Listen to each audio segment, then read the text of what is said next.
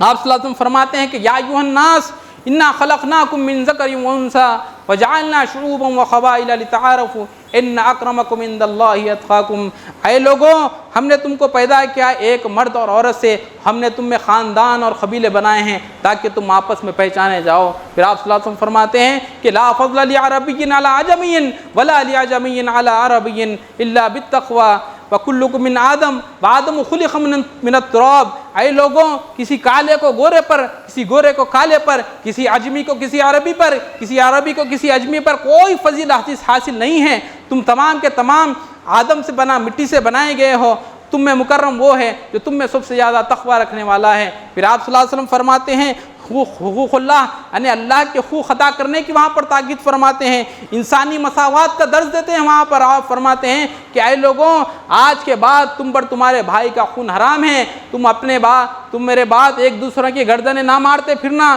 اور نہ ایک دوسرے کا تم خون بہانا، اور میں تم کو عورتوں کے بارے میں، خواتین کے بارے میں نصیحت کرتا ہوں کہ تم میں بہتر وہ ہے جو عورتوں کے لیے بہتر ہے تم میں۔ اور آپ نے وہاں پر مال و جان کی حرمت کو بیان فرما دیا کہ جس طرح کعبۃ اللہ کی عظمت ہے، حرمت ہے، اور یہ جو مہینہ یہ بھی حرمت والا ہے، تو اسی طرح تمہاری جان و مال، عزت و آبرو، یہ ایک مسلمان کی دوسرے مسلمان پر حرام ہے۔ یہ کسی مسلمان کا خون کسی مسلمان کے لیے حلال نہیں ہے، یہ اللہ نے حرمت قرار دیا ہے۔ اور رائے راست پر رہنے کا آپ نے سبق دیا کہ اے لوگوں میرے بعد جانے کے بعد تم دوسرے راستے پر نہ چلے جانا۔ اور آپ فرماتے ہیں کہ دور جاہلیت کا سب کچھ جو بھی رسم و رواج تھے میں نے پیروں تلے رون دیا، جاہلیت کے سارے خون کلعدم کرتا ہوں، فرما رہے آپ صلی اللہ علیہ وسلم۔ تو جاہلیت کے تمام جو رسوم و رواج ہیں وہاں پر جو ایسے رسوم و رواج تھے، وہاں پر کسی کا گھوڑا کسی کے گھوڑے سے اگر بڑھ جاتا تو وہاں پر جنگ و قتال شروع ہو جاتا تھا، لڑکیوں کو زندہ دفنایا جاتا تھا، پر الگ الگ قسم کے دور جاہلیت کے رسوم و رواج تھے جہاں پر لوگ اس کو کر کے فخر و مباحت کرتے تھے۔ مگر آپ صلی اللہ علیہ وسلم فرماتے ہیں کہ تمہارے آباء و اجداد کے جو رسومات و جاہلیت کے تھے، جو فخر و مباحات کے جن پر فخر کیا جاتا تھا، اس کی کوئی اہمیت نہیں ہے، میں اس کو آج ختم فرماتا ہوں، فرما رہے آپ صلی اللہ علیہ وسلم۔ یہ جو خطبہ ہے، خطبہ حجت الوداع، کیا ہے یہ خطبہ؟ تمام نسل انسانی کے لیے حقوق انسانی کا ایک پیغام ہے، کیا ایک ایسا پیغام ہے، اس پیغام کو، اس خطبے کو اقوام متحدہ نے اپنے چارٹر میں شامل کر لیا ہے اس کو۔ تو اسلام کو دنیا اسلام کی تعلیمات سے فیض یاب ہو رہی ہے، اسلام کو نہیں مان رہی وہ الگ بات ہے، مگر اسلام کی تعلیمات سے فیض یاب ہو رہی ہے تو وہ وقت بھی آنے والا ہے کہ اسلام میں داخل ہونے والے بھی ہیں، کیونکہ یہ جو دین ہے، یہ دین کو اللہ ارادہ کر دیا ہے غالب کرنے کا۔ جب اللہ کسی چیز کا ارادہ کر دیتا ہے تو کوئی انسان، کوئی انسانی طاقت، کوئی ایٹم بم، کوئی حکومت، کوئی بادشاہت، کوئی تخت، کوئی کرسی، کوئی ذہن ایسا نہیں ہے کہ اللہ کے اس راستے کو روک سکے، اللہ کے ارادے کے سامنے آ سکے۔ السلام علیکم ورحمۃ اللہ وبرکاتہ۔ اشہد ان لا الہ الا اللہ وحدہ لا شریک لہ واشہد ان محمدا عبدہ ورسولہ، اما بعد فاعوذ باللہ من الشیطان الرجیم، بسم اللہ الرحمن الرحیم۔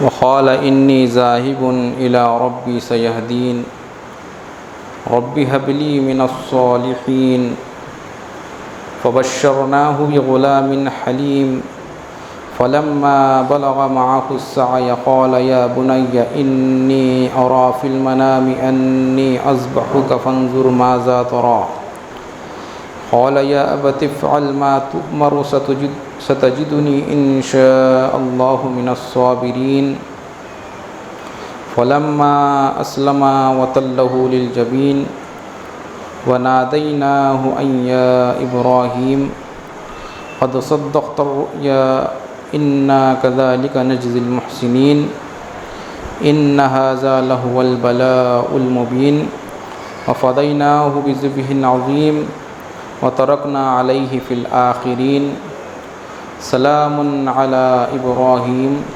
كذلك نجزی المحسنین انه من عبادنا المؤمنین۔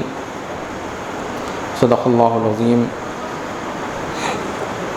قال اللہ تبارک و تعالی فی شأن حبیبہ ان اللہ وملائکتہ یصلون علی النبی یا ایھا الذین آمنوا صلوا علیہ وسلموا تسلیما اللہم انا نحن نصلی علی سیدنا شفیعنا حبیبنا نبینا مولانا محمد وعلی آل سیدنا مولانا محمد مبارک وسلم۔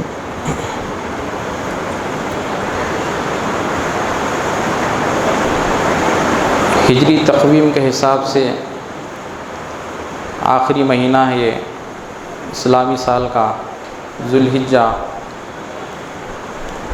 اور ذو الحجہ کے ابتدائی جو 10 دن ہیں اس مہینے کے بہت فضائل آپ صلی اللہ علیہ وسلم نے بیان فرمائے ہیں، اور فرمایا یہ جو 10 دن ہیں ذو الحجہ کے، اس میں اللہ تعالیٰ کو نیک عمل کرنا اتنا پسند ہے کہ جتنا اور دنوں میں نیک عمل کرتا ہے بندہ، اس سے زیادہ اس 10 دنوں میں خیر و بھلائی کا نیک عمل کرنا اللہ تعالیٰ کو زیادہ پسند ہے۔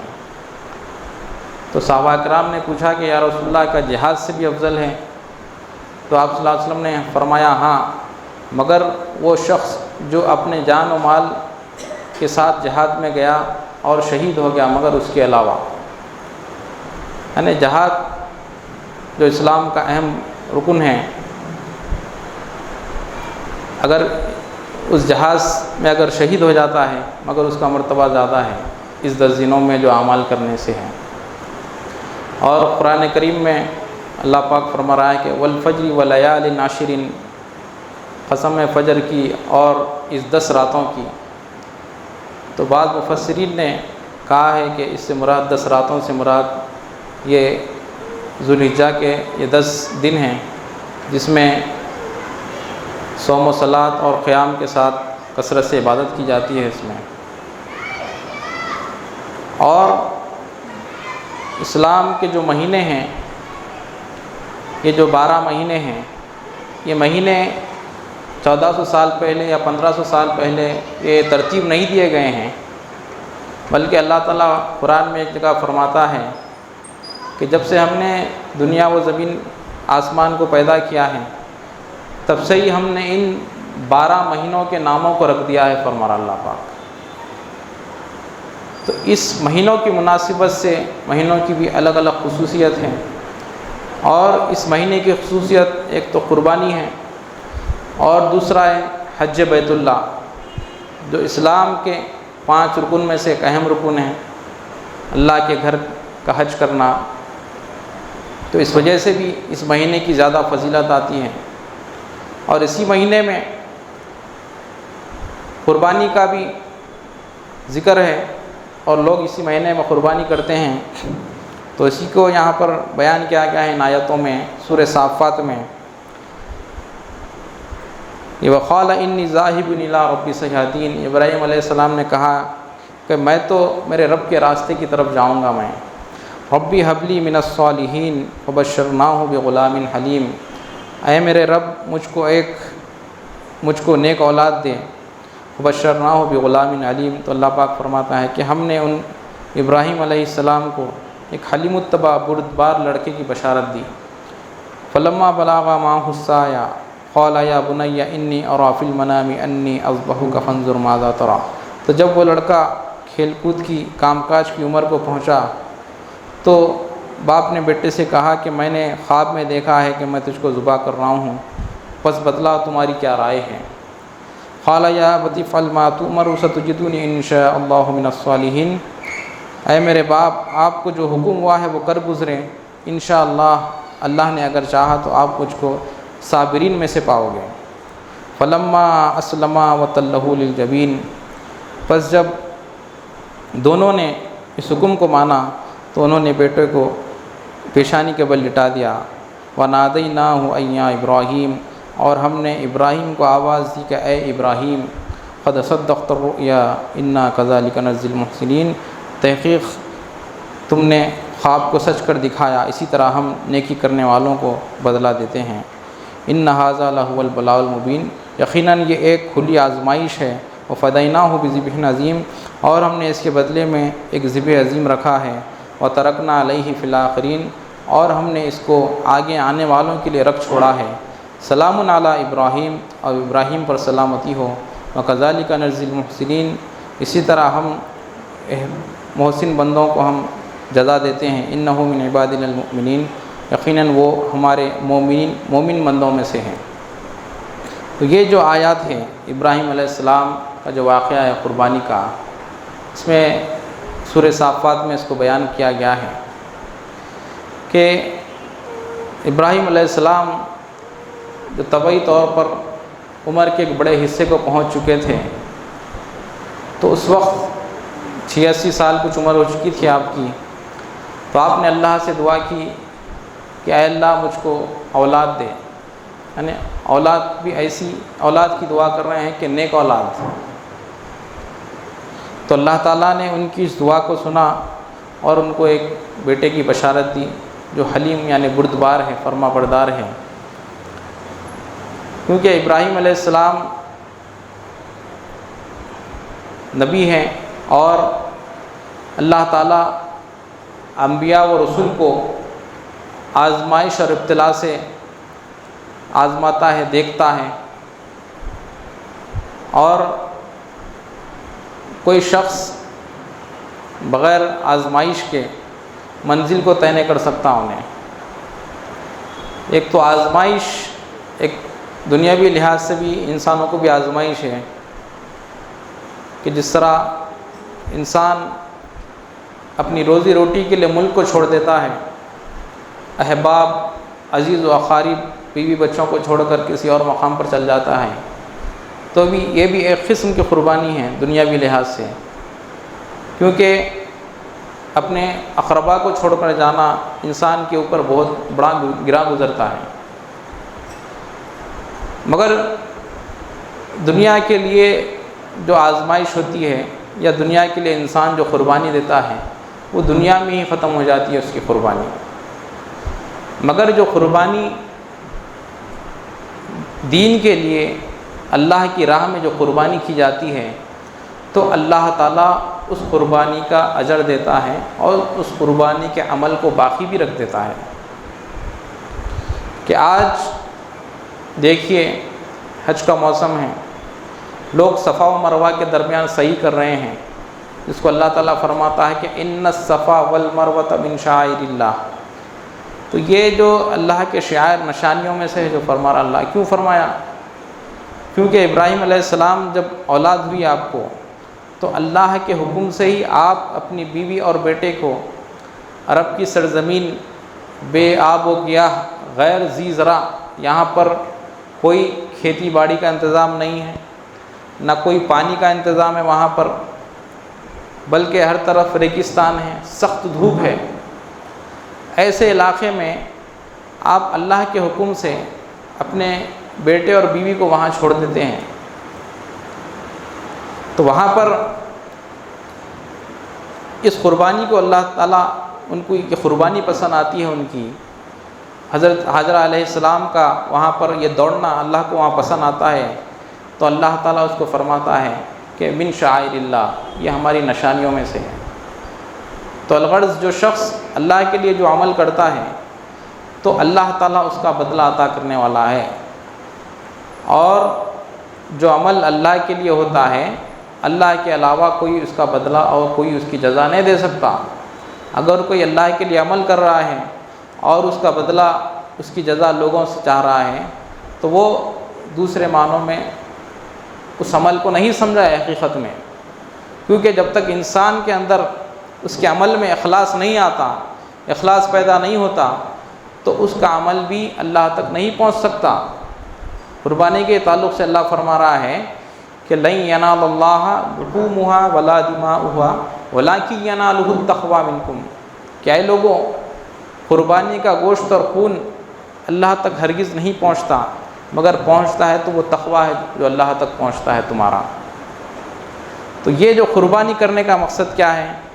یہ ابراہیم علیہ السلام کی جو قربانی ہے، پھر ساتھ میں ہی جو لڑکپن میں جو بچہ ہے آپ کا وہ بھی اس آزمائش میں شامل ہے۔ یہ کیوں ہے؟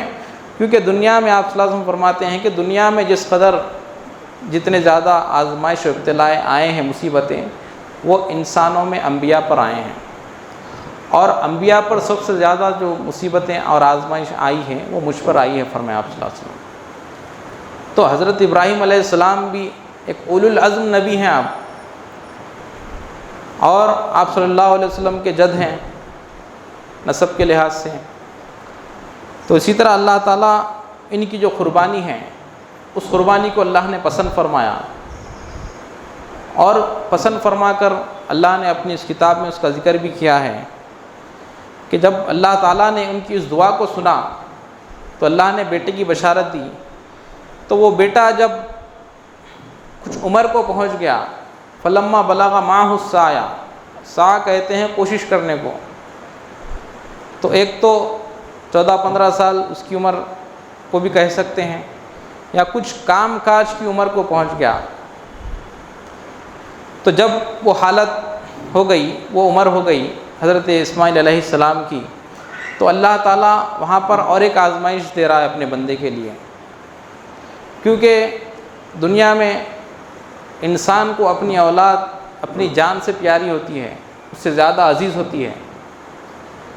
تو اللہ تعالیٰ بھی فرما رہا ہے کہ لن تنالوا البر حتى تنفقوا مما تحبون، تم ہرگز نیکی کو نہیں پہنچ سکتے جب تک کہ اپنی پیاری سے پیاری چیز کو اللہ کی راہ میں قربان نہ کر دو۔ تو اللہ تعالیٰ جتنی بڑی عمر آپ کی ہو چکی تھی 86 سال میں، اللہ نے آپ کو اولاد کی نعمت سے نوازا، پھر اتنی عمر ہونے کے بعد پھر اللہ تعالیٰ اس اولاد کی قربانی بھی مانگ رہا ہے آپ سے۔ تو تو آگے آتا ہے کہ فلما بلغ معہ السعی قال یا بنی انی اری فی المنام انی اذبحک فانظر ماذا تری، کہ اے بیٹے میں نے خواب میں دیکھا ہے کہ میں تجھ کو ذبح کر رہا ہوں، پس بتلا تیری کیا رائے ہے۔ تو جب آپ کو خواب ہوا اللہ کی جانب سے، تو اس خواب کو آپ نے بیٹے کے سامنے بیان فرمایا اور پوچھا کہ بتلاؤ تمہاری کیا رائے ہے اس بارے میں۔ حق تعالیٰ کو وجودوں کی بڑی غیرت ہے، خاص نسلوں کی حفاظت بھی ہے ذمہ اس کا۔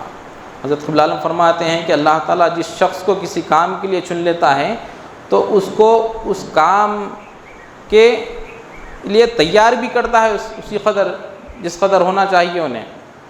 تو اسی طرح یہاں پر دیکھیے کیسا معاملہ ہے نبیوں کا، کہ بیٹے سے جب پوچھتے ہیں کہ یہ نہیں کہ ابراہیم علیہ السلام چل میں خواب دیکھ لیا ذبح کرنا ہے ایسا بول کے نہیں لکھ گئے، بلکہ بیٹے سے رائے پوچھے، رائے طلب کرے وہاں پر۔ تو بیٹے کا کیا جواب ہے؟ قال یا ابت افعل ما تؤمر ستجدنی ان شاء اللہ من الصابرین، اے میرے باپ آپ کو جو کچھ حکم ہوا ہے وہ کر گزریے، انشاءاللہ آپ مجھ کو صبر کرنے والوں میں سے پائیں گے۔ کیونکہ اللہ تعالیٰ جس کو کسی کام کے لیے چن لیتا ہے تو وہ اس کام کے وہ عمل انہیں دنیا سے کر گزرتا انہیں، جب تک وہ عمل اس سے نہیں ہوتا وہ دنیا سے نہیں گزرتا انہیں۔ اسی طرح اللہ تعالیٰ انبیاء کرام کے لیے جو آزمائش لائے، ابتلا لائے ہیں، یہ ابتلا کیا ہے؟ یہ مضبوطی کے لیے، استقامت کے لیے ہے یہ۔ اور انسان میں مضبوطی استقامت کب آتی ہے؟ جب تک انہیں آزمائشوں سے نہیں گزرتا تب تک اس کے اندر استقامت نہیں آ سکتی۔ جس طرح لوہا ہے، لوہے کو پگھلانے کے لیے کچھ شکل دینا ہے کسی اوزار کی یا ہتھیار کی، تو اس کے لیے بہت محنت کرنا پڑتا، اس کو آگ میں ڈالنا پڑتا، ہتھوڑے مارنا پڑتا۔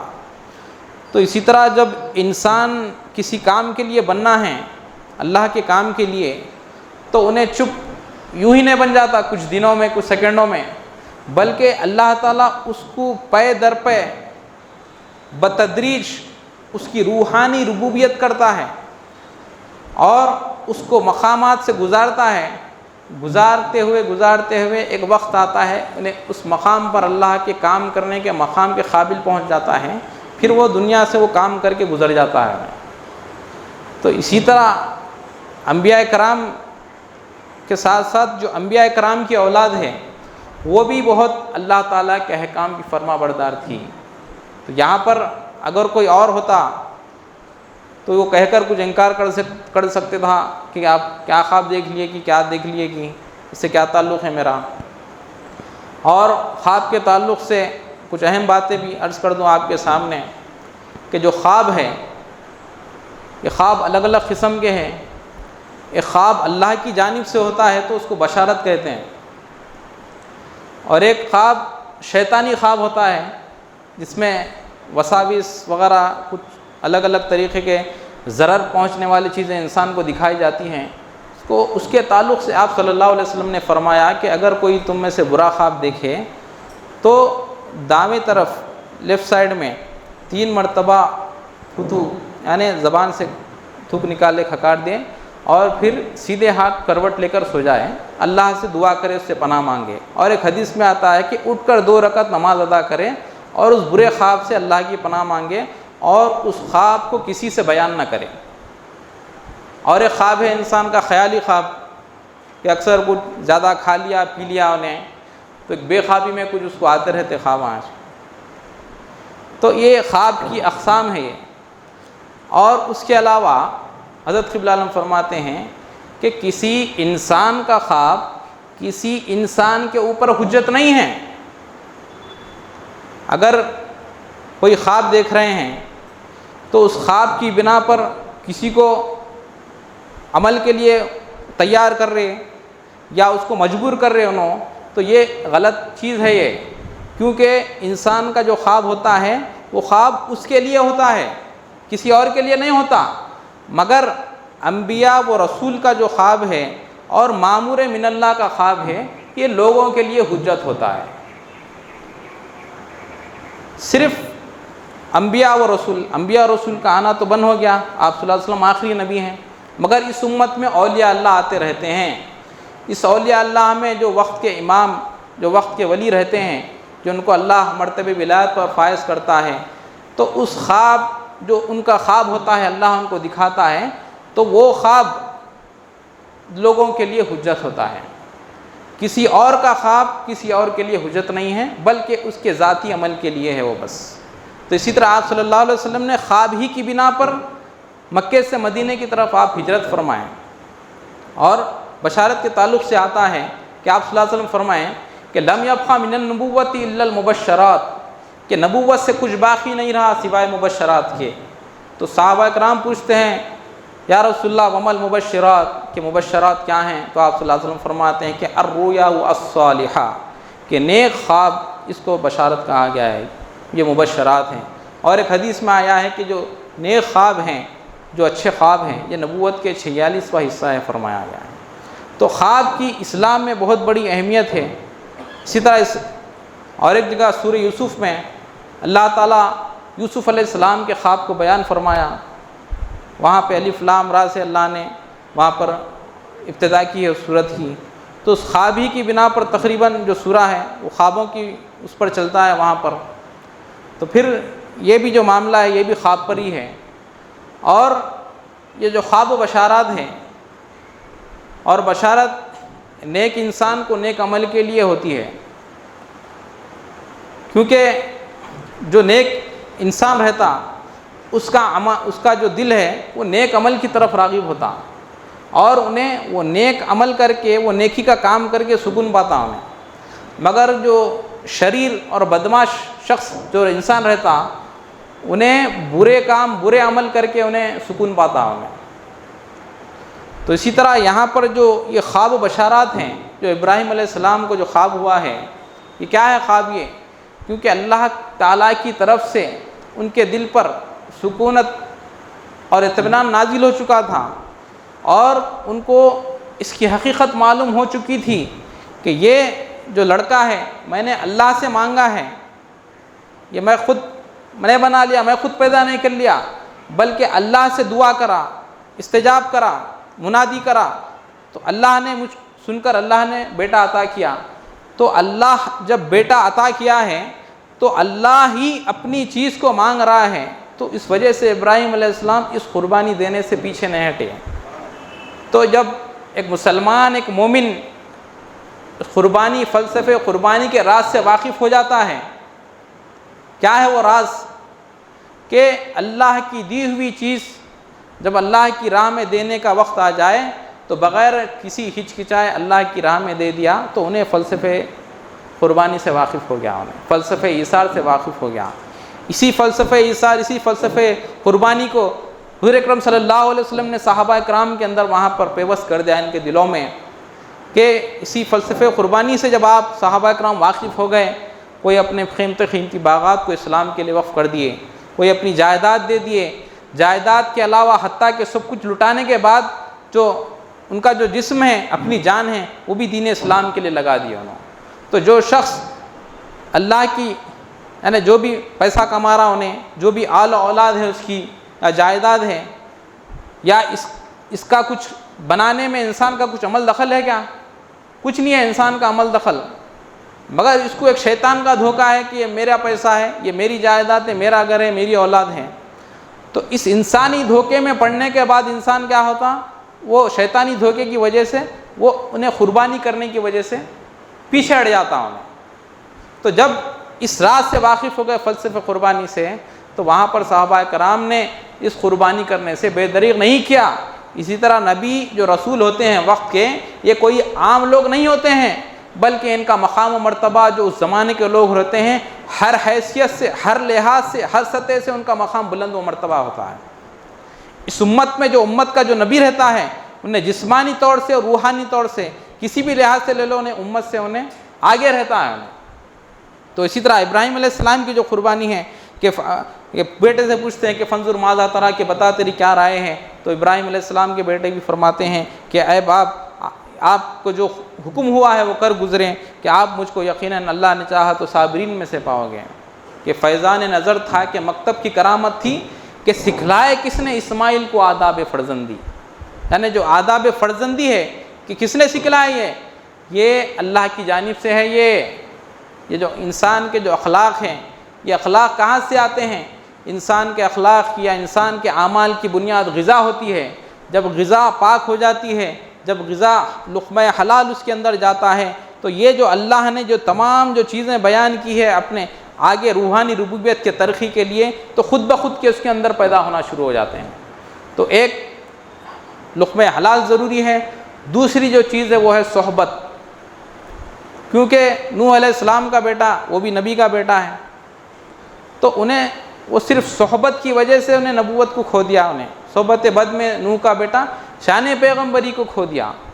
تو ایک تو حلال لقمہ ضروری ہے، دوسرا صحبت میں ہی نیک صحبت بھی انسان کو ضروری ہے، کیونکہ آپ صلی اللہ علیہ وسلم فرماتے ہیں کہ تم انسان کو اس کے بیٹھک میں، یعنی وہ جس کے ساتھ بیٹھتا ہے اس کے ذریعے تم اس کو پہچانو، فرمایا آپ صلی اللہ علیہ وسلم۔ تو اسی طرح جس طرح آگ ہر چیز کو اپنا رنگ چڑھاتی ہے، تو اسی طرح جو شخص اللہ والے کی صحبت میں بیٹھتا ہے تو اللہ والے کا رنگ اس کے اوپر چڑھ جاتا ہے، اللہ والے کی کیفیات، اللہ والے کی جو ارادہ وہ عمل ہوتا ہے وہ اللہ والے کی صحبت میں بیٹھنے سے اس کے اندر چڑھ جاتا ہے۔ تو اسی طرح اسماعیل علیہ السلام کون ہیں؟ یہ وقت کے نبی اولو العزم حضرت ابراہیم علیہ السلام کی اولاد ہیں آپ، جو نبوت کے گھر میں آپ نے پرورش پائی ہے، جہاں صبح و شام یعنی اللہ تعالیٰ کی طرف سے وہی وہ الہامات کا سلسلہ جاری تھا، وہاں پر کوئی دنیاوی غرض و غایت نہیں تھی، بلکہ صرف وہاں پر اللہ ہی اللہ تھا۔ ایسے نبوت کے گھرانے میں وہاں پر آپ کی پرورش ہوئی، تو اسی لیے آپ نے فرمایا کہ آپ کو جو حکم ہوا ہے وہ کر گزریں۔ تو آگے آتا ہے کہ فلما اسلم وتلہ للجبین، کہ پس جب وہ دونوں اس پر راضی ہو گئے، تو اللہ تعالیٰ یہاں پر یہ نہیں فرما رہا کہ فلما اسلم، یعنی ابراہیم علیہ السلام جب اس خواب پر راضی ہو گئے، یہ نہیں، یہاں پر فلما اسلم یعنی جب باپ اور بیٹے ابراہیم علیہ السلام اور اسماعیل علیہ السلام جب اس قربانی کے لیے راضی ہو گئے، وَتَلَّهُ لِلْجَبِينِ، اور ان کو پیشانی کے بل لٹا دیا گیا۔ پھر ابراہیم علیہ السلام وہاں پر چھری چلانے والے تھے، اللہ فرماتا ہے کہ وَنَادَيْنَاهُ يَا ابراہیم، اے ابراہیم قَدْ صَدَّقْتَ الرُّؤْيَا إِنَّا كَذَلِكَ نَجْزِي الْمُحْسِنِينَ، یقیناً تم نے خواب کو سچ کر دکھایا ہے اور ہم اسی طرح نیکی کرنے والوں کو ہم جزا دیتے ہیں۔ تو یہ جو قربانی جو ابراہیم علیہ السلام کو جو خواب ہوا ہے، کہ خواب کیوں ہوا تھا؟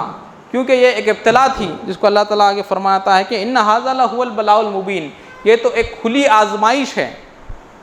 تو یہ ابراہیم علیہ السلام اور اسماعیل علیہ السلام کے لیے یہ ایک آزمائش تھی، جس کو اللہ تعالیٰ دیکھنا چاہ رہا تھا کہ یہ آزمائش میں کتنا اتر سکتے ہیں، یہ آزمائش میں پورا ہو سکتے ہیں یا نہیں ہو سکتے ہیں۔ اللہ کو تو ہر چیز معلوم ہے، اللہ مستقبل کا بھی علم رکھنے والا ہے کہ کون کیا عمل کرنے والا ہے، مگر رہتی دنیا تک آگے آنے والے انسانوں کے لیے انبیاء و رسول کی جو قربانی ہیں، ان کی جو آزمائش ہیں، ان کی جو ابتلائیں ہیں، اس کو انسانوں کے لیے بیان کر دے تاکہ لوگ اس کو پڑھ کر، اس کو سن کر اس سے مہمیز حاصل کریں، اس سے تحریص حاصل کر کے نو بھی اس عمل پر ثابت قدم رہیں، کیونکہ قرآن اللہ کا کلام ہے اور کسی انسان کی بات کسی انسان کو اتنا مضبوط نہیں کر سکتی جتنا اللہ کی بات انسانوں کو مضبوط کر سکتی ہے، کیونکہ انسان کی بات میں یہ اندیشہ ہے کہ اس کی بات غلط بھی ہو سکتی ہے آگے چل کر۔ جس طرح سائنس کے نظریات ہیں، سائنس کے نظریات کو لوگوں نے مانا بہت سالوں تک، مگر دوسرے سائنسدان نے آ کر اس سائنسدان کے نظریے کو توڑ دیا۔ تو اسی طرح جو انسان کی جو بات ہوتی ہے تو انسان کے لیے اتنا فائدہ مند ثابت نہیں ہوتی جتنا انسان کے خالق کی جو بات فائدہ مند اس کے لیے ثابت ہو سکتی ہے۔ تو اسی طرح جو قرآن کریم جو اللہ کا کلام ہے، یہ اس کلام کے ذریعے ہی انسان فائدہ حاصل کر سکتا ہے۔ یہ جو ابراہیم علیہ السلام کا واقعہ ہے، کیا یہ ایک محض واقعہ ہے؟ اگر یہ صرف ایک واقعہ یا کہانی ہوتی تو اللہ تعالیٰ اس اپنی کتاب میں کیوں داخل کرتا گزرتے ہوئے واقعات کو؟ کیونکہ اسلام گزرے ہوئے واقعات کا نام نہیں ہے، اسلام مستقبل کی منصوبہ بندی کا نام ہے۔ اسلام ایک ایسا دین متین ہے جو انسانوں کو تمام ہر چیز کی رہبری کے ساتھ ساتھ اس کے اگلے قدم کی بھی تیاری کی طرف قرآن کریم وہاں پر رہبری کرتا ہے۔ تو یہ کیا ہے؟ یہ قربانی ایسی قربانی ہے کہ قربانی کا مطلب کیا ہے؟ قربانی قرب سے ہے، مشتق ہے، جس کے معنی ہوتے ہیں قریب ہونا، قریب پانا، قربت حاصل کرنا۔ تو اسی سے قربانی کا جو یہ لفظ بنا ہے، یہ مبالغے کے صیغے پر بنا ہے۔ جو قرآن ہے، قرأ کے معنی پڑھنا ہے، قرآن کے معنی ہے بہت زیادہ پڑھی جانے والی کتاب، قرب کا معنی ہے قریب ہونا، تو اسی طرح قربان یعنی بہت زیادہ قریب ہونا۔ تو انسان اللہ سے قریب کب ہوتا؟ جب انہیں قربانی دیا تو انہیں قریب ہوتا اللہ سے، کہ قربانی سے ہی حاصل ہوتا ہے قرب ربانی، کہ جب تک انسان قربانی نہیں پیش کرتا اپنی دین اسلام کے لیے تو وہ اللہ کے قریب نہیں ہو سکتا، نہ وہ دین اسلام کو غالب کر سکتا ہے، نہ وہ دنیا میں کوئی عمل کرنے کے قابل رہتا ہے، کیونکہ قربانی ایک ایسی واحد چیز ہے، یہ انسان کی روحانی ربوبیت و ارتقاء کا ایک ذریعہ ہے۔ دنیا میں آپ دیکھ لیجئے جتنے بھی اولیاء اللہ ہیں یا انبیاء و رسول ہیں جو بہت مالدار بھی تھے، جائیداد والے بھی تھے، جن کی کئی جائیدادیں تھیں، مگر وہ ان تمام جائیدادوں کو انہوں نے اللہ کی راہ میں قربان کر دیا، قربان کرنے کی وجہ سے وہ اللہ کے قریب ہو گئے۔ وہ تو جب انسان اس قربانی کے اس فلسفے سے واقف ہو جاتا ہے تو وہ اللہ تعالیٰ اس کو قرب اپنا قرب عطا فرماتا ہے۔ کیونکہ یہ دنیاوی ساز و سامان ہے، یہ دنیاوی ساز و سامان انسان کو یہیں پر چھوڑ کے جانا ہے۔ اگر اللہ سے اس کو قریب ہونا ہے، لقاء پانا ہے، تو اس دنیاوی ساز و سامان کو، اس دنیاوی سہارے کو چھوڑا تو اس کو اللہ کا سہارا ملتا ہے وہاں پر۔ ان ھذا لہو البلاء المبین وفدیناہ بذبح عظیم، اور ہم نے اس کے لیے ایک ذبح عظیم رکھا ہے، وترکنا علیہ فی الآخرین، اور ہم نے آگے آنے والوں کے لیے اس کو رکھ چھوڑا ہے۔ سلام علی ابراہیم، اور ابراہیم پر سلامتی ہو، وکذالک نجزی المحسنین، اسی طرح ہم بدلہ دیتے ہیں نیک لوگوں کو، انہ من عبادنا المؤمنین، اور ابراہیم علیہ السلام یقیناً وہ ہمارے مومن بندوں میں سے ہیں۔ تو یہاں پر جو قربانی کے لیے ابراہیم علیہ السلام لے کے گئے بیٹے کو، تو وہاں پر ہاتھ کیوں روک دیا گیا ان کا؟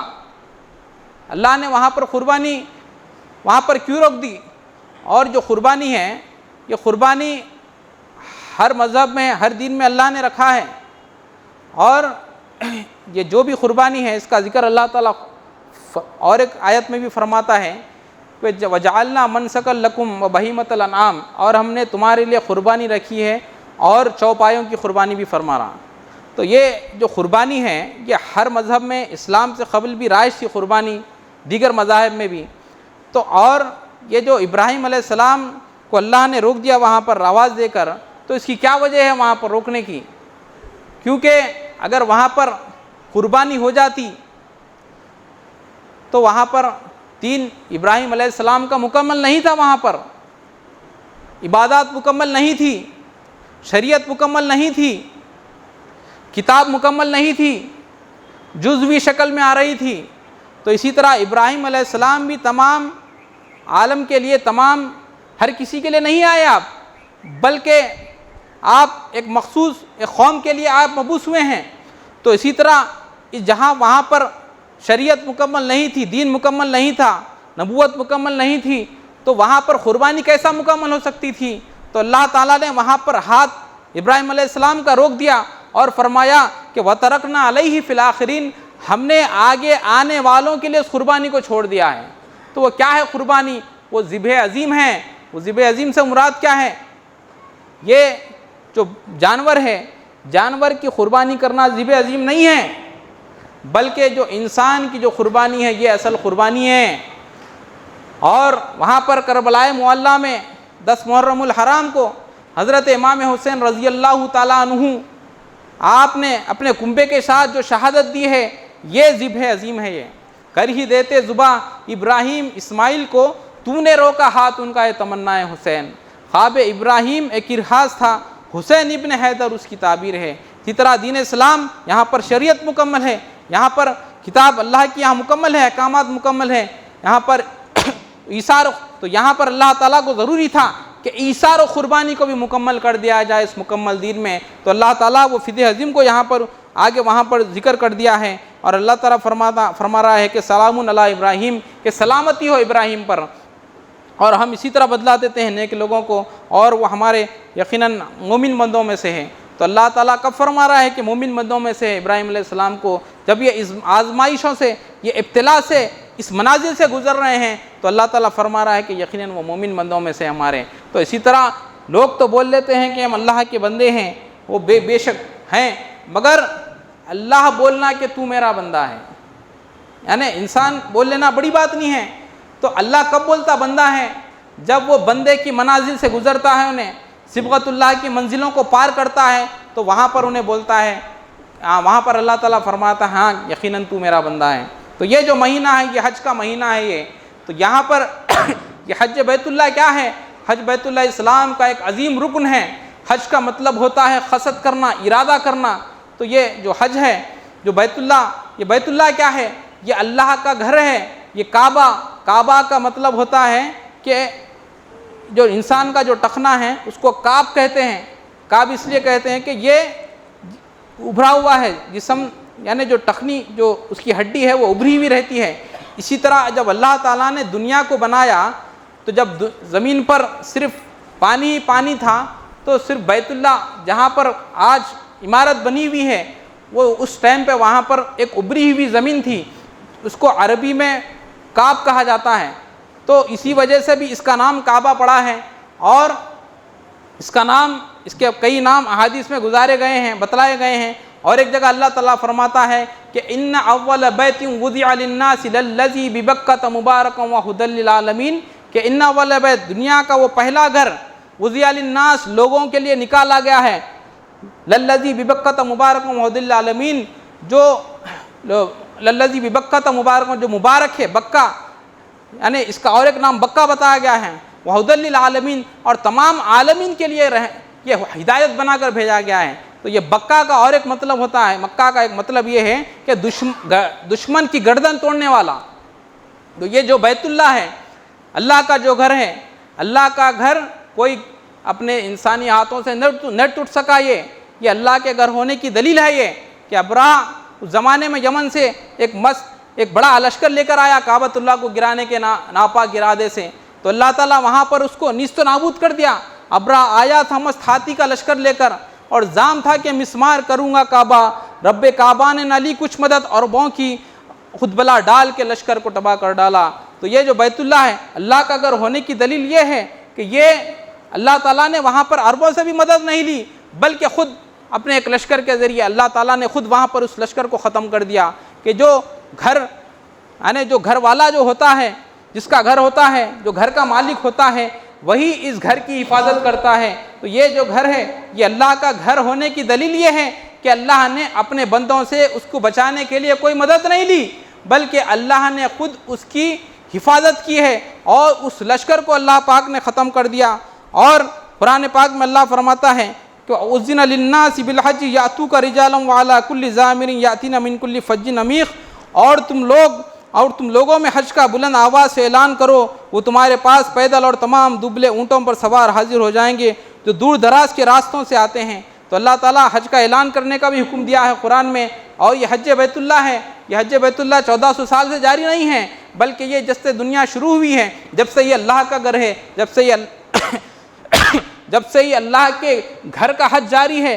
ابراہیم علیہ السلام کو قرآن میں جو اللہ فرماتا ہے کہ وَإِذْ يَرْفَعُ إِبْرَاهِيمُ الْقَوَاعِدَ الْبَيْتِ، کہ ابراہیم نے جب اللہ کے گھر کی جو بنیاد ہے اس کو اونچا کیا، یعنی یہاں پر یہ نہیں فرمایا کہ اللہ نے کہ ابراہیم نے اللہ کے گھر کو تعمیر کیا، بلکہ اس کی جو عمارتیں ہیں، اس کی جو بنیادیں ہیں، اس کی بنیاد کو ابراہیم علیہ السلام نے وہاں پر اونچا کیا اس کو۔ تو یہ اللہ کا جو گھر ہے، یہ بیت اللہ شروع دنیا سے ہی ہے، اور یہ کیا ہے؟ للناس ہدی للناس، تمام نسل انسانی کے لیے ہدایت کا راستہ ہے۔ اور حضرت قبلہ عالم مولا علی کے میدان میں عظمت بیت اللہ پر تقریر کرتے ہوئے فرماتے ہیں کہ یہ جتنے بھی جو مندر ہیں، مٹھ ہیں، جتنے بھی عبادت گاہیں نظر آ رہی ہیں، یہ اللہ کی عبادت گاہ نہیں ہے، یہ اللہ کا گھر نہیں ہے۔ بیت المقدس کو بخت نصر نے 2 دفعہ وہاں پر گرا دیا اور وہاں پر ہل چلایا۔ اسی طرح کئی ایسے عبادت گاہیں ہیں جہاں پر لوگوں کو بہت بڑا زام تھا، تو وہاں پر لوگوں نے ان عبادت گاہوں کو تباہ و برباد کر دیا، وہاں سے خزانے لوٹ لیے، ان کو تباہ و تاراج کر دیا۔ مگر بیت اللہ کعبہ ایک ایسی جگہ ہے، ایک ایسی عمارت ہے جو دنیا جب سے شروع ہوئی ہے، جب سے اللہ نے اس کا قیام فرمایا ہے، تو یہاں پر کئی طرح کے لوگ کعبۃ اللہ کو ڈھانے کے ناپاک ارادے سے آئے، مگر کوئی اس میں کامیاب نہیں ہو سکا، کیونکہ اللہ کا وعدہ تھا کہ یہ جو بیت اللہ ہے اس کی شان و عظمت ہے، رہتی دنیا تک باقی رہنے والی ہے، اور تمام لوگوں کے لیے یہ ایک ہدایت کا ایک ذریعہ ہے۔ حضرت صلی اللہ علیہ وسلم فرماتے ہیں کہ سارے معبد گاہیں دنیا کے ہیں، شیطان کا گھر ہے ثبوت اس کا کہ انسان نے ان کو توڑا۔ کعبۃ اللہ حقیقت میں ہے اللہ کا گھر، کیونکہ اب تک اس مکان کو نہ کسی نے توڑا۔ ابرہہ آیا تھا مست ہاتھی کا لشکر لے کر، زام تھا یہ کہ میں مسمار کروں گا کعبہ۔ رب کعبہ نے نہ لی کچھ مدد عربوں کی، خود بلا ڈال کے لشکر کو تباہ کر ڈالا۔ ہندو آؤ ادھر چھوڑو شیطان کے گھر، جو خود ہی نہ بچ سکا تم کو کیا بچائے گا۔ اپنی قوت سے خدا صرف یہی دکھتا ہے، ساری دنیا کی ہدایت کا یہی ہے ذریعہ۔ گھر امن کا ہے وہی جس سے ظہور رب ہو، گھر امن کا ہے وہی جس سے ظہور رب ہو، دین اس گھر سے جو نکلے وہ امن کا ہوگا۔ رب کعبہ کی عبادت کو ہے چند بسویشور، اس طرف تم کو جھکانے کو یہ اوتار آیا۔ کعبۃ اللہ کی غیرت میں حضرت قبلہ عالم فرماتے ہیں کہ کوئی کہہ دے کہ کسی معبد کو کہ بیت اللہ ہے، کوئی اگر کسی عبادت گاہ کو بولے کہ یہ اللہ کا گھر ہے، کوئی کہہ دے کہ کسی معبد کو یہ بیت اللہ ہے، ایک بیت اللہ ہے مکہ میں میرا ہے دوسرا، ایسے معبد تو خدا باقی نہیں رکھے گا، اینٹ سے اینٹ بجا دے گا یا ویرا ہوگا۔ ایک کوئی ٹولہ کہیں رخ کر کے نمازیں پڑھ لے، ایک بھی فرد کو اس کے نہ رکھے گا اللہ۔ ایسی بستی کو کوئی شہر مدینہ کہہ دے، نام مٹ جائے گا بسنے والا۔ سارے نبیوں کی عبادت کے مقدس گھر کو 1 سے 2 دفعہ ٹوٹتے ہوئے ہم نے دیکھا، ٹوٹ ہی سکتا نہیں حضرت کی عبادت کا گھر ہی ٹوٹتا نہیں، گھر والا مٹے گا کیسا۔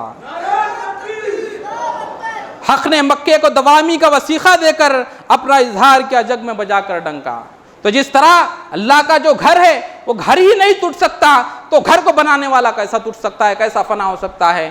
تو اس کعبۃ اللہ کی طرف، کعبۃ اللہ کی شان و عظمت کے لیے، کعبۃ اللہ کی شان و عظمت کو برقرار رکھنے کے لیے نبی پاک صلی اللہ علیہ وسلم نے تمام دنیا کے سروں کو یہاں پر جھکا دیا کہ یہ حج کیا ہے، یہ کیا صرف ایک رسوم کو عبادت کا نام حج ہے؟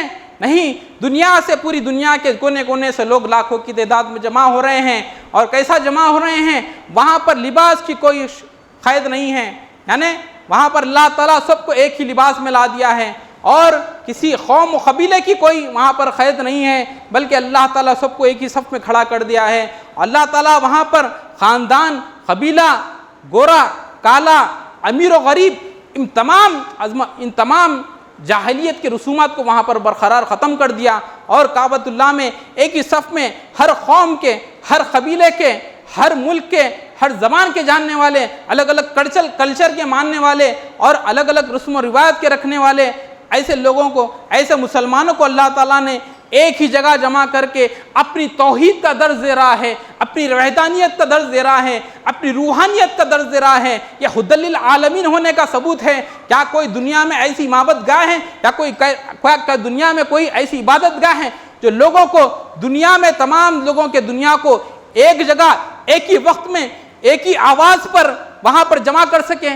دنیا میں کوئی ایسی عبادت گاہ نہیں ہے، کیونکہ وہ دنیا کی عبادت گاہیں ان کا مقصد ختم ہو چکا ہے، ان کی نبیوں کی نبوت ختم ہو چکی ہے، ان کی روحانیت ختم ہو چکی ہے، اس وجہ سے وہاں پر ان کا کوئی مقصد نہیں ہے، وہاں پر کوئی ایسا جمع ہونے والا نہیں ہے، کیونکہ کوئی ان کا مقصد نہیں ہے۔ مگر یہ اللہ کا گھر ہونے کا، اللہ کے دین ہونے کا ثبوت ہے۔ فیہ آیات، اللہ تعالیٰ فرماتا ہے کعبے کے تعلق سے کہ فیہ آیات بینات، کہ ہم نے اس میں نشانیاں رکھی ہیں، بینات رکھی ہیں۔ وہ کیا ہے بینات؟ کہ جو انسان لاکھوں کی تعداد میں جمع ہو رہے ہیں، ایک ہی آواز پہ اللہ اکبر کی صدا پر وہاں پر سجدہ کر رہے ہیں، اللہ اکبر کی صدا پر وہاں پر رکوع کر رہے ہیں، تو یہ کیا انسانوں کی توحید کے لیے، یا اللہ کے گھر کے لیے انسانوں کو ایک جو وحدت ہے اور اللہ اپنی جو توحید بیان کرا ہے، کیا اس کے لیے کافی نہیں دنیا کے لیے یہ نشانی؟ اگر یہ کوئی اور کسی کا دعویٰ ہے اللہ کے گھر ہونے کا، تو جس طرح لاکھوں کی تعداد میں جو حج کے موقع پر جو جمع ہوتی ہے پبلک، کوئی اس کو جمع کر بتا سکتا ہے کیا؟ ہرگز نہیں بتا سکتا، کیونکہ تمام جو ادیان ہیں، تمام ادیان کے نبووں کی نبوتیں ختم ہو چکی ہے، اس وجہ سے وہاں کوئی روحانیت باقی نہیں ہے، وہاں پر کوئی اللہ نہیں ہے، وہاں پر معبد گاہوں میں وہاں پر شیطان بستے ہیں، وہاں پر غیر غلط کامیں ہوتے ہیں، اس وجہ سے کیونکہ وہاں پر روحانیت ختم ہو چکی ہے۔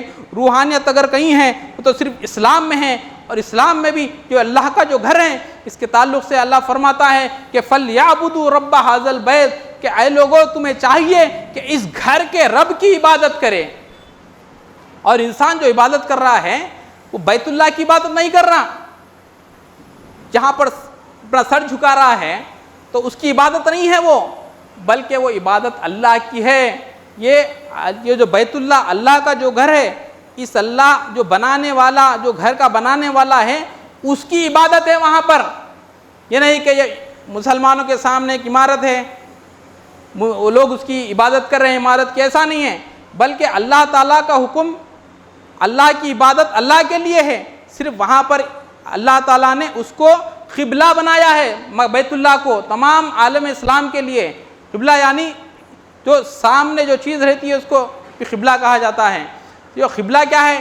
تمام انسانوں میں وحدت قائم کرنے کے لیے اللہ تعالیٰ کعبۃ اللہ کو بنایا ہے، کیونکہ جو سرور عالم ہے، سرور عالم کے لیے، معیار کے لیے ضروری ہے کہ وہ اپنی معبد گاہ میں ہر وقت، ہر نسل کے، ہر جاننے والے لوگوں کو جمع کرے۔ یہ سرور عالم ہونے کی دلیل ہے یہ، کیونکہ سرور عالم تمام دنیا کے لیے ہیں، تو انہیں تمام دنیا کے نسل کے انسانوں کو جمع کرنا وہاں پر ضروری ہے۔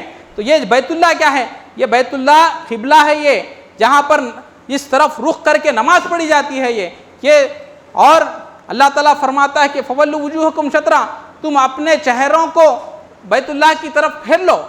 تو یہ بیت اللہ انسانوں کے لیے قبلہ ہے۔ یہ قبلہ صرف مسلمانوں کا نہیں ہے، بلکہ رہتی دنیا تک، دنیا آگے دیکھنے والی ہے کہ دنیا کا اگر کوئی قبلہ ہونے والا ہے تو وہ صرف ایک قبلہ بیت اللہ ہونے والا ہے، کیونکہ دنیا میں اللہ کا جو دین ہے یہ دین غالب ہونے والا ہے۔ اگر تم اس دین کو غالب کرو یا نہ کرو، مگر اللہ اس کا ارادہ کر چکا ہے کہ لِيُظْهِرَهُ عَلَى الدِّينِ كُلِّهِ وَكَفَىٰ بِاللَّهِ شَهِيدًا، ہم اس دین کو غالب کر کے بتائیں گے، چاہے کافر اس پر کراہتی کیوں نہ کرتے ہوں، چاہے کافر اس پر شرارتی کیوں نہ کرتے ہوں، کیونکہ جو اللہ ایک مرتبہ ارادہ کر لیتا ہے تو اس اللہ کے ارادے کو کوئی انسانی طاقت روک نہیں سکتی۔ تو جو اللہ کا جو ارادہ ہوتا ہے، اس اللہ کے ارادے کو لے کر جو بندہ نکلتا ہے تو اللہ تعالیٰ بھی اس کے ساتھ ہوتا ہے، کیونکہ اللہ تعالیٰ کس کے ساتھ ہے؟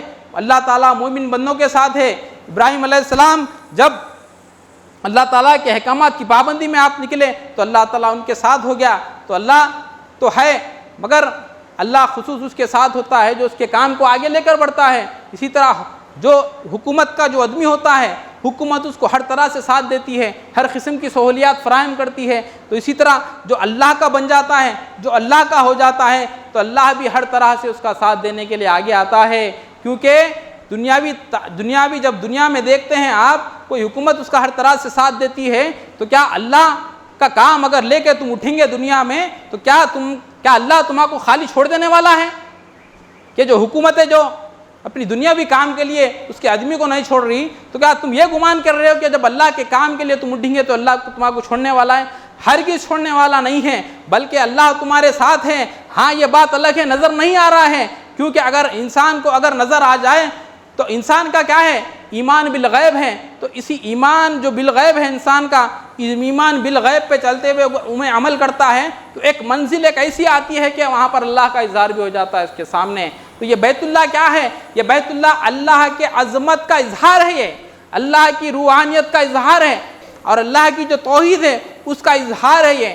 اور جو حج ہے، حج کے جو ارکان ہیں، یہ کیا ہے؟ یہ کیا صرف ایک رسم و رواج کا نام ہے؟ نہیں، یہ جو حج ہے، یہ حج کس چیز کی یاد دلاتی ہے؟ یہ جو حج بیت اللہ ہے، یہ حج کے ارکان ہیں، یہ کس طرف اشارہ کر رہی ہے؟ کہ اسلام کی جو ہر عبادت ہے، ہر عبادت کا ایک مقصد ہے۔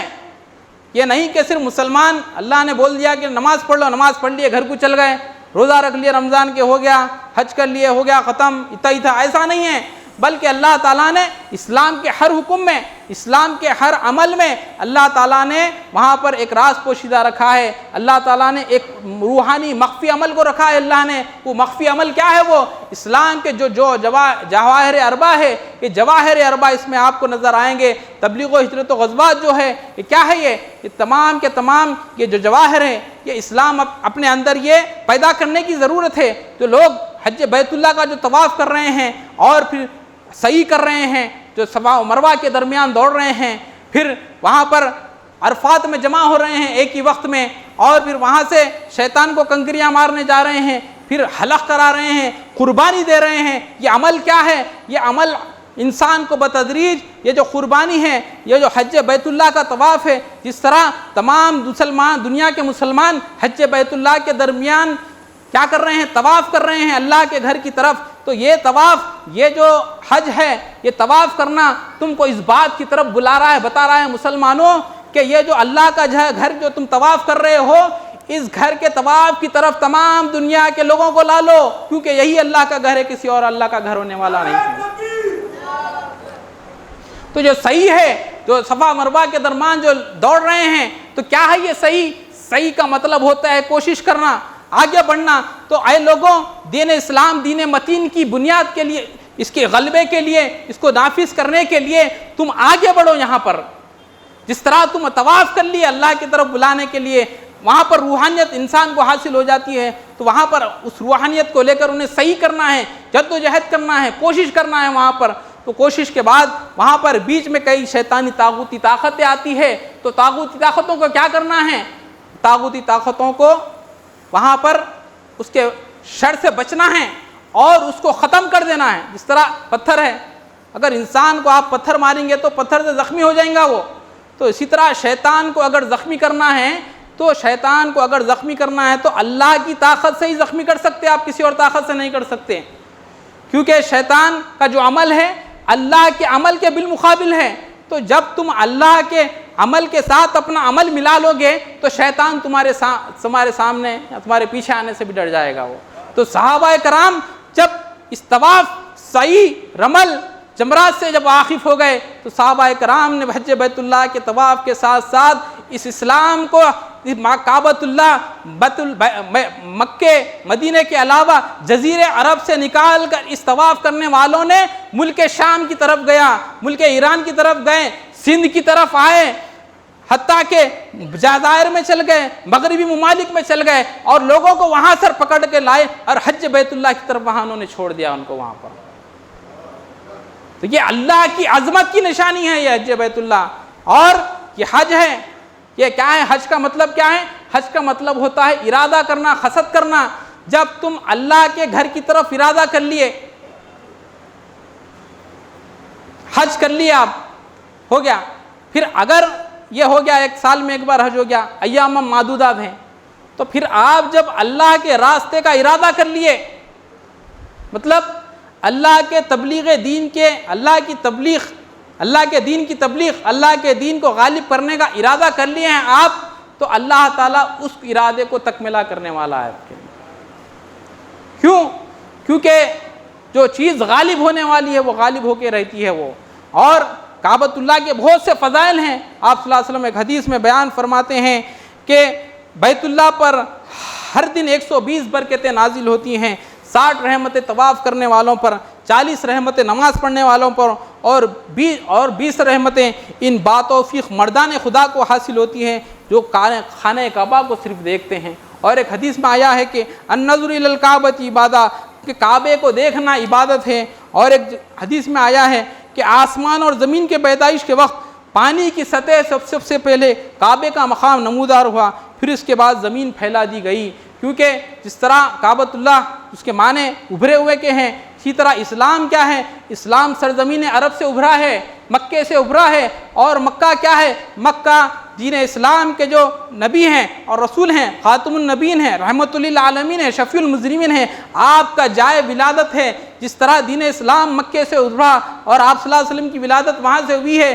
تو اسی طرح اسلام مکے سے ابھرتے ہوئے پوری دنیا پہ چھا گیا ہے وہاں پر، کیونکہ یہ اسلام غالب ہونے والا ہے۔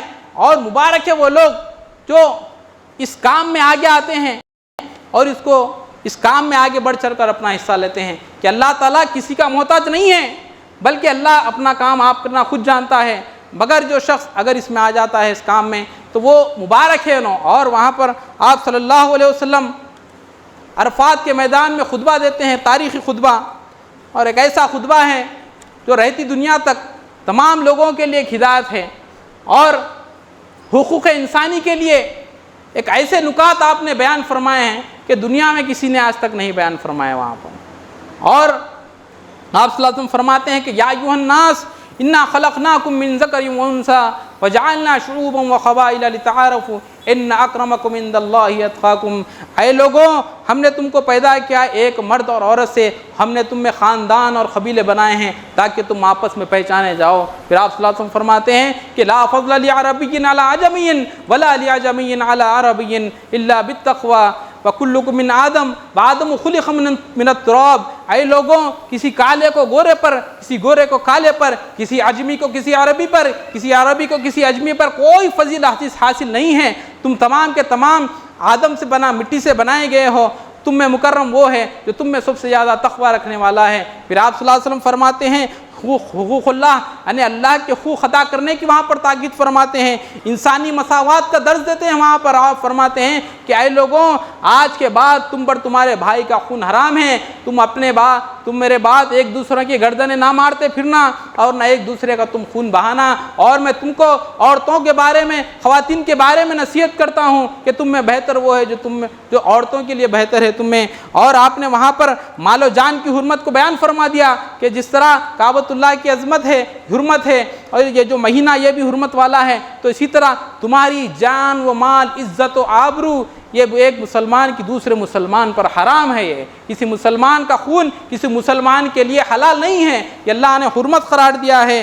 اور رائے راست پر رہنے کا آپ نے سبق دیا کہ اے لوگوں، میرے بعد جانے کے بعد تم دوسرے راستے پر نہ چلے جانا۔ اور آپ فرماتے ہیں کہ دور جاہلیت کا سب کچھ جو بھی رسم و رواج تھے میں نے پیروں تلے رون دیا، جاہلیت کے سارے خون کلعدم کرتا ہوں، فرما رہے آپ صلی اللہ علیہ وسلم۔ تو جاہلیت کے تمام جو رسوم و رواج ہیں، وہاں پر جو ایسے رسوم و رواج تھے، وہاں پر کسی کا گھوڑا کسی کے گھوڑے سے اگر بڑھ جاتا تو وہاں پر جنگ و قتال شروع ہو جاتا تھا، لڑکیوں کو زندہ دفنایا جاتا تھا۔ الگ الگ قسم کے دور جاہلیت کے رسوم و رواج تھے جہاں پر لوگ اس کو کر کے فخر و مباحت کرتے تھے۔ مگر آپ صلی اللہ علیہ وسلم فرماتے ہیں کہ تمہارے آباء و اجداد کے جو رسومات و جاہلیت کے تھے، جو فخر و مباحات کے جن پر فخر کیا جاتا تھا، اس کی کوئی اہمیت نہیں ہے، میں اس کو آج ختم فرماتا ہوں، فرما رہے آپ صلی اللہ علیہ وسلم۔ یہ جو خطبہ ہے، خطبہ حجت الوداع، کیا ہے یہ خطبہ؟ تمام نسل انسانی کے لیے حقوق انسانی کا ایک پیغام ہے، کہ ایک ایسا پیغام ہے، اس پیغام کو، اس خطبے کو اقوام متحدہ نے اپنے چارٹر میں شامل کر لیا ہے اس کو۔ تو اسلام کو دنیا اسلام کی تعلیمات سے فیض یاب ہو رہی ہے، اسلام کو نہیں مان رہی وہ الگ بات ہے، مگر اسلام کی تعلیمات سے فیض یاب ہو رہی ہے تو وہ وقت بھی آنے والا ہے کہ اسلام میں داخل ہونے والے بھی ہیں، کیونکہ یہ جو دین ہے یہ دین کو اللہ ارادہ کر دیا ہے غالب کرنے کا۔ جب اللہ کسی چیز کا ارادہ کر دیتا ہے تو کوئی انسان، کوئی انسانی طاقت، کوئی ایٹم بم، کوئی حکومت، کوئی بادشاہت، کوئی تخت، کوئی کرسی، کوئی ذہن ایسا نہیں ہے کہ اللہ کے اس راستے کو روک سکے، اللہ کے ارادے کے سامنے آ سکے۔ کیونکہ جب اللہ کا جو گھر ہے بیت اللہ، اس بیت اللہ کوئی نہیں توڑ سکا تو اللہ کے ارادے کو کوئی کیسا روک سکتا؟ تو یہ جو بیت اللہ ہے اس کی آشان و عظمت رہی تھی دنیا تک رہنے والی ہے، اور اس کی جو عظمت ہے، اس کی جو روحانی ربوبیت ہے، تو جب انسان بیت اللہ کا طواف کرتا ہے تو اس کے چہرے پر ایک قسم کا نور آ جاتا ہے، ایک قسم کی روحانیت محسوس کرتا ہے انہیں وہاں پر جانے کے بعد، کیونکہ جو اللہ جو جس چیز کا حکم دیتا ہے اس چیز میں خیر رکھتا ہے اللہ، اور جس چیز سے اللہ نے روکا ہے تو وہاں پر اگر انسان جائے گا تو نقصان اٹھائے گا وہاں پر۔ تو اسی طرح خیر و بھلائی اگر پانا ہے تو اسلام میں ہی ہے، اس کے علاوہ کہیں اور نہیں ہے۔ اللہ سے دعا ہے کہ دین کے سمجھنے کی توفیق دیں۔ بارک اللہ لنا ولکم فی القرآن الحکیم ونفعنا بآیات من ذکر الحکیم، انہ تعالی جواد کریم ملک رؤوف رحیم۔